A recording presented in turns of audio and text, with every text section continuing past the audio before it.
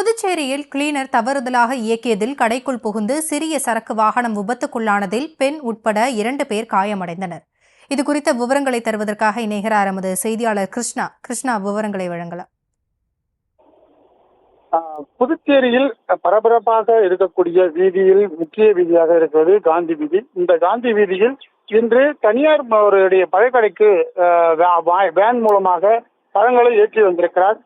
சரியாக 12 மணி அளவில் அந்த வேனில் வந்து பழங்களை இறக்கிவிட்டு போக்குவரத்து நெரிசல் அதிகமாக இருப்பதன் காரணமாக அம்பலத்தடர் வீதி காந்தி வீதி சந்திப்பில் அந்த போக்குவரத்தை சரி செய்யும் அளவிற்கு அந்த வாகனத்தை நிறுத்திவிட்டு சென்றிருக்கிறார்.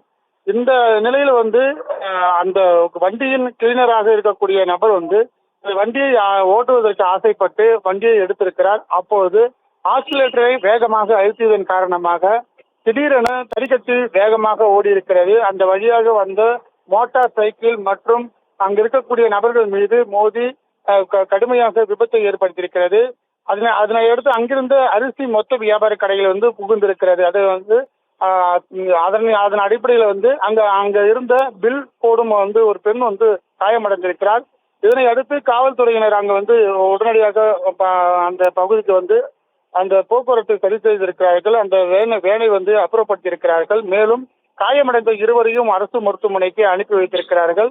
பரபரப்பான இந்த இடத்தில் இந்த சம்பவம் நடைபெற்றது. மதிய நேரத்தில் பரபரப்பாக காணப்பட்டது. விவரங்களுக்கு நன்றி கிருஷ்ணா.